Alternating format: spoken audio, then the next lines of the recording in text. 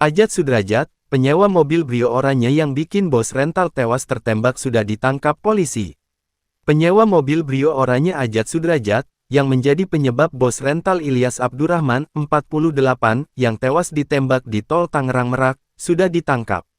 Melansir Tribun News, hal itu disampaikan oleh anak Ilyas, Rizky Agam S24.